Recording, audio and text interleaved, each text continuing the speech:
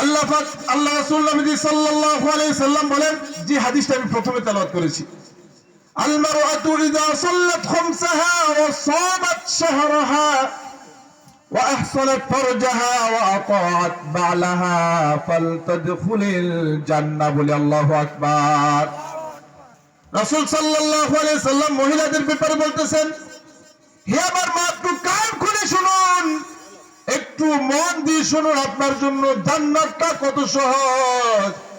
আল্লাহর হাবিব নবী সাল্লাল্লাহু আলাইহি সাল্লাম বলতেছেন, যে মহিলা দৈনন্দিন 5 ওয়াক্ত নামাজ পড়ে, কয় ওয়াক্ত? আর কথা বলেন না, কয় ওয়াক্ত? বেশির কথা তো বলেন নাই নাকি? এবং তো বলে নাই যে 10 ওয়াক্ত পড়তে হবে নাকি?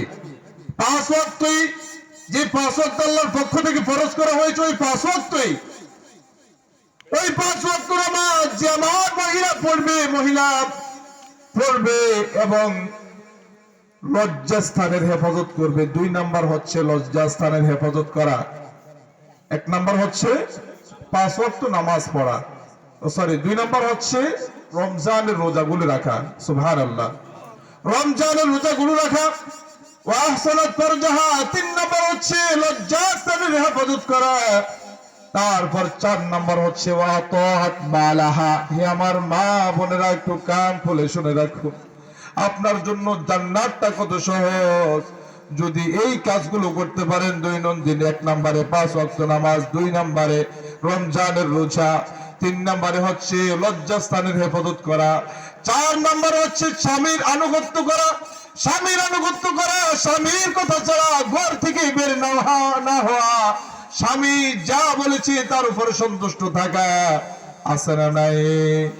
আমাদের সমাজে আমাদের মহিলারা, আজকে আমাদের মা বোনেরা দেখা যাচ্ছে যে স্বামীর দিতে স্বামীর এত কষ্ট, এত শ্রম কার জন্য? মহিলার জন্য তো নাকি? স্ত্রীকে একটু সুখে রাখার জন্যই তো, স্ত্রী সন্তান একটু ভালো থাকবে, সুখে থাকবে, এই জন্যই তো বাবা এত কষ্ট করেন, ঠিক কিনা বলুন? আমরা কেন এত কষ্ট করি? আমাদের স্ত্রী সন্তানরা একটু ভালো থাকবে এই জন্যই তো নাকি? কিন্তু যখনই স্ত্রী বা আমার বোন যখনই বলবে, হে স্বামী, তোমার ঘরে স্বামী সুখ পাইলাম না, নাউজুবিল্লাহ, হে স্বামী, তোমার ঘরে স্বামী সুখ পাইলাম না, এত খেদমত করার পর স্ত্রী সন্তুষ্ট না হয়ে একটা কথা যদি এমন ভাবে বলে যে আমি তোমার সংসারে সেই সুখ পাইলাম না, কষ্ট পেলাম, এই একটা কথা বলার কারণে ওই স্ত্রী নিশ্চিতভাবে জাহান্নামী হয়ে যাবে, বলি নাউজুবিল্লাহ। সুতরাং হে আমার মা, হে আমার বোন, একটু মনোযোগ দিয়ে শুনুন, আপনার জন্য, আপনি মায়ের জন্য জান্নাতটা আল্লাহ রাসূল একেবারে সহজ করে দিয়েছেন, বলি সুবহানাল্লাহ। শুধু সহজ করে নাই, রাসূল সাল্লাল্লাহু আলাইহি সাল্লাম বলেন যে আমার ওই মহিলা যে মহিলা 5 ওয়াক্ত নামাজ পড়বে, পর্দার হেফাজত করবে, রমজানের রোজা রাখবে, স্বামীর ইতাআত করবে, স্বামীর আনুগত্য করবে, রাসূল বলতেছেন ওই মহিলা জান্নাতের 8টা দরজার মধ্যে যেই কোন দরজা দিয়ে ইচ্ছে সে জান্নাতের মধ্যে প্রবেশ করার আল্লাহ তাআলা সেই তৌফিক দিয়ে দিবেন, বলি সুবহানাল্লাহ। সেই বাহাদুরি, সেই পাওয়ার, সেই ক্ষমতা ওই মহিলাকে আল্লাহ তাআলা দান করে দিবেন। আল্লাহু আকবার। কেমন সম্মান আল্লাহ তাআলা মহিলাদেরকে দান করেছেন। আর আমার ওই মহিলা মা বোনেরা এত সম্মানিত আল্লাহ তাআলা তাদেরকে করেছেন, কিন্তু তিনারা আজকে রাস্তাঘাটে, দোকানে পাটে, বাজারে ঘাটে, আছে না নাই? আরে কথা বলেন না, আছে না নাই? এই মা, আপনার দাম এত বেশি, আপনার পেটটা এত দামি যে আপনার গর্ভ থেকে এসেছেন হযরত আব্দুল কাদের জিলানী রাদিয়াল্লাহু তাআলা, বলি আল্লাহু আকবার। আবু সালেহ মুসা জঙ্গি, তিনি যখন ওই ফলটা খেয়ে ফেলেছেন, মালিকের কাছে গিয়েছেন। আমি একবার সংক্ষেপে বলতেছি, শেষ করে দিব এখনই। মালিকের কাছে যাওয়ার পর মালিক তো অনেক শর্ত দেওয়ার পর সর্বশেষ যে শর্তটা দিয়েছেন যে তুমি আমার মেয়েকে বিয়ে করতে হবে, ঠিক কিনা? আমার মেয়েকে বিয়ে করতে হবে। আমার মেয়ে হচ্ছে কানা, আমার মেয়ে হচ্ছে বধির, কানে কিছু শুনতে পায় না, আমার মেয়ে হচ্ছে ল্যাংলা, কিছু মানে হাঁটতে পারে না, চলতে পারে না, কোনো কিছুই সে করতে পারে না, এক কথায় সে লুজ। বলেন আল্লাহু আকবার। আসলে কি সে লোস?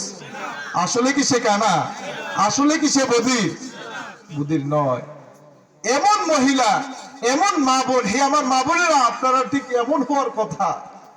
যদি এমন হইতে পারেন, আপনার গর্ভ থেকে, আপনার পেট থেকে আব্দুল কাদের জিলানী রাদিয়াল্লাহু তাআলা আনহুর মতো সন্তান আশা করা যায় কিনা? এমন সন্তান তখন আপনার পেট থেকে আসবে। আর আপনি যখন দোকানে পাটে রাস্তাঘাটে চলবেন, আপনি যখন আপনার সৌন্দর্যকে পরপুরুষকে দেখানোর জন্য আপনি উঠে পড়ে লাগবেন, আপনি নিজেকে আকর্ষিত করবেন। শুনেন হে আমার মা বোনেরা, শুনেন আল্লাহ রাসূল সাল্লাল্লাহু আলাইহি সাল্লামের একটা হাদিস, মায়ার নবী নূর নবীজি সাল্লাল্লাহু আলাইহি সাল্লাম বলেন, ওই মহিলা জান্নাতে যাওয়া তো দূরের কথা, জান্নাতে যাওয়া তো দূরের কথা, জান্নাতের সুঘ্রাণও সে মহিলা পাবে না। বলি নাউযুবিল্লাহ। কোন মহিলা?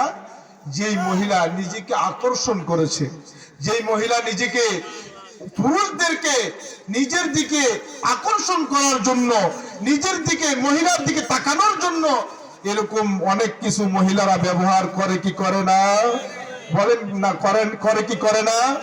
আমার মা বোনেরা সাবধান হয়ে যান। ভোট নূপুর ব্যবহার করা, লিপস্টিক ব্যবহার করা, নিজের চেহারাটা না দেখে আপনি অনেক বড় শিক্ষিত হইতে পারেন, আপনি A+, B+, C+, মানে সব ক্লাস আপনি পড়ে ফেলতে পারেন, অর্জন করতে পারেন। খোদার কসম, আপনি যদি পর্দা না করেন, পর্দা অনুযায়ী যদি না চলেন, খোদার কসম করে বলি আপনি মূর্খ, আপনি মূর্খ, আপনি মূর্খ। ঠিক কিনা বলুন?